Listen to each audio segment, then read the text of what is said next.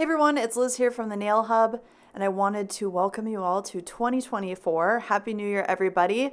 We are entering hopefully a new year of prosperity and growth and success for everybody. I don't know about you, but 2023 probably has been one of the craziest years I've been through. Not necessarily all bad, but just a lot of frustration and change and uphill battles and kind of reinventing what I'm doing and self-analysis. So I don't know if you feel the same way, but 2023 has been a very, very interesting year. And from what I've been reading online, via social media and different people commenting on this, it seems that is the theme for 2023, that we're leaving behind a very difficult year, and hopefully 2024 is going to be one that really just provides a lot of prosperity for everybody. So I'm very excited. New Year's is always a very exciting time, fresh start. And it also sometimes marks the end of the holiday season for the busy nail techs that have been working since probably Halloween, maybe even before that. I feel like Q4 of 2023 or any year is just so busy, and it's, the holidays are usually one of those time frames where everybody's just slammed. So I hope that you all had a very, very prosperous Q4. And January and February tend to be slower months in the nail industry. So I wanted to kind of, as we're moving forward, I wanted to talk about some of the things that I usually do when I have slower time periods. That's usually one where I really start to reflect on analysis of the year before. I start to look at things like revamping pricing, revamping business processes, doing a lot of post-mortem analysis, which basically just means analysis after something has already been completed, looking at what I can improve upon, how I can do things better. And also just looking at things I want to change. I mean, it's a really great time when things are slow. It's a really great time to not just practice, but to actually sit down and think about where you are, where you want to be, some of the things that maybe you want to change and improve upon. And also one of the things that comes to mind is maintaining what we've got, right? Because speaking of going through a very busy holiday season, one of the things that we tend to forget about as technicians or salon owners or even as individuals is just we need to maintain the things that we've already invested in, all of our assets, and we need to take care of them so that they last for the next year to come. So slower time periods are usually a great time to look at your equipment, some of those things that you're using day in and day out. And one of the topics I wanted to talk about today is about electric files. So e-files are one of probably the most expensive pieces of equipment that we own as professionals or as anybody who owns one. It is a really, really expensive piece of equipment, and it's an investment that should last you many years. But many people don't realize that e-files need to be maintained, just like your car needs an oil change and you need to, rotate the tires and you need to get periodic maintenance done on any type of vehicle. Your e-file is very similar. Your e-file actually needs to be maintained. And depending on how much you work, I would suggest that you're looking at this at least once a year. So I wanted to quickly, I know this is a podcast, but I wanted to quickly talk about the important parts of your equipment, especially when it comes to e-files. And then I've also got a recommendation for someone that I just worked with to maintain my own e-file. So your handpiece is the most important part of your e-file. A lot of people think that the big box or the battery pack is the most important part, and that is actually just the power controller. So that helps with either, providing power to the handpiece, or it might be a battery pack so it stores power at the same time. But those power controllers, they are important, but they're not the part that really does all of the work. The part that does all of the work is your handpiece. And this part has ball bearings inside of it. It gets worn down. It gets full of dust. It, needs to be maintained and tuned up once in a while. And once a year is a really, really good time to look at sending this in. So if you're in a slower time period, like January, for example, the holiday buzz is over. Maybe your clients are going to go on vacation, or maybe you're not going to have as many appointments this month. This is a really great time to send in your e-file to get it maintained. You can always hand file in the interim, or if you have a backup e-file and you want to, that's a great idea if you can afford it, which is I usually have a battery backup pack that I use for when I travel. or when I'm doing pedicures. And what I'll do is I'll maintain them on separate schedules so that I always have a backup e-file if you're addicted to e-filing like me. But you can also hand file for a couple weeks while your e-file is in the shop. So your handpiece, you can actually just send this in unless you've got an issue with your power controller. You can send in just the handpiece and they will take it all apart. They will replace the ball bearings. They'll make sure that everything looks good inside. And the important part about this that a lot of people don't know is every time that we remove and replace bits, we are inadvertently adding dust and debris into the inner workings of the mechanism inside of our e-file. So that needs to be cleaned out. And then also, the ball bearings inside get worn down and they start to create a lot of friction and a lot of heat. And it can also change the way that your torque is operating and the way that your e-file is able to spin. So it's a great idea to send in your equipment, especially during slower time periods, to get it maintained. It's also a good time to clean your nail lamp, really clean it from the inside out, take the base plate off, really see if you can scrape off any gel that might have gotten stuck to anything. Just looking at really taking care of your equipment and getting it ready for the year to come. So I actually recently came across somebody. I'm always trying to find different providers that can help with maintenance. I'm still looking for someone good for sharpening nippers. And other, implements like cuticle pushers. Those are harder to find because a lot of people don't do it anymore. And with the sharpening of implements, sometimes it's more expensive than buying a new pair. And that's just how crazy the world has become, is that we don't really maintain things like we used to. I mean, if you look at, even my grandmother's generation, when you owned a pair of scissors, you didn't buy a new pair of scissors every time your scissors went dull. You would take them and get them sharpened, and you would have the same pair of scissors probably your entire life, and you would really take care of them.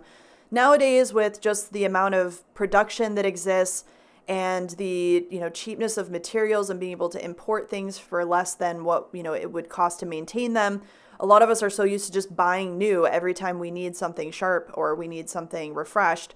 So I'm looking for somebody that can actually on the regular be a recommendation for sharpening things like cuticle nippers, because that is something that also needs to be maintained as your implements. I don't have a great recommendation right now, but as soon as I have one, I will definitely do an episode. Or if you want to suggest one in the comments, I would love to hear your guys' thoughts on where you might send your implements to for maintenance.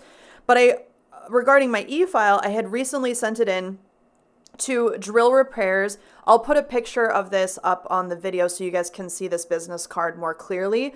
But Drill Repairs, professional drill services, they do tune-ups, repairs. They also sell parts and they buy and sell used e-files.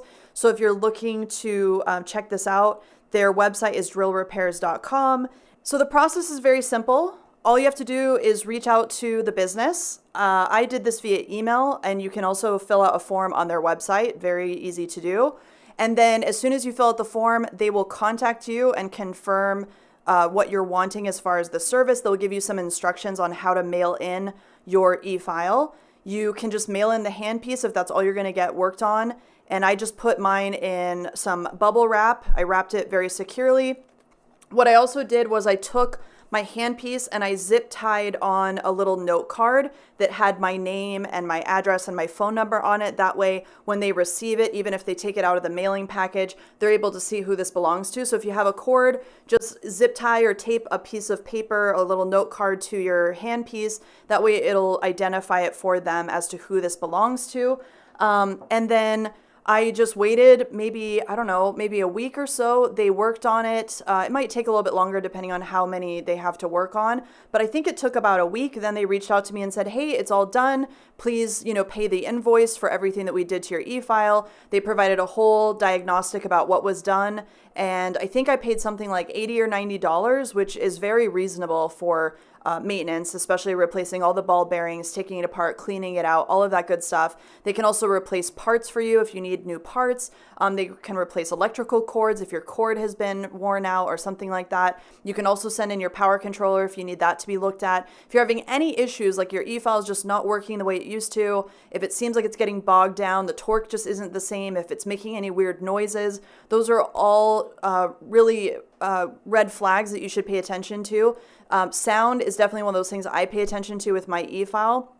If my e-file doesn't sound right, then I know that there's something going on inside. And it's just something that you get accustomed to. The more that you use your e-file, you're going to know exactly what your e-file sounds like and what it should sound like.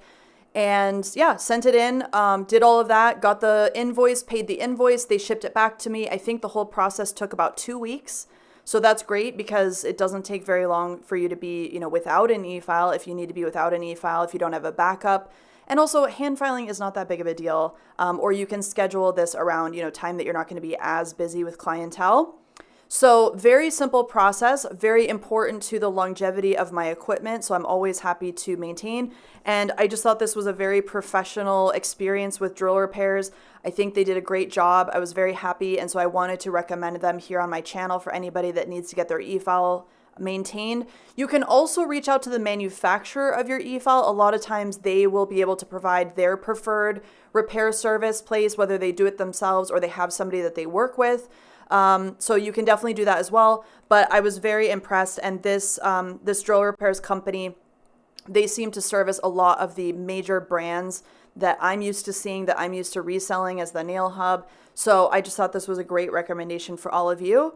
And I highly recommend, to think about this at least once a year, if not every other year, depending on how busy you are. If you're someone who's just doing, nails once in a blue moon, you can probably go much longer without maintaining your e-file. But if you are a regular working nail technician, and that means, working 3+ days a week, I would say you need to be looking at this at least once a year, because you would be surprised how much dust and debris and stuff gets stuck in our e-files. I mean, dust is just the bane of everyone's existence. It gets in all of our equipment and it can really bog down your e-file and change the performance. So this is a great thing to consider during slower months. And honestly, a lot of this equipment should last your entire career if you take care of it.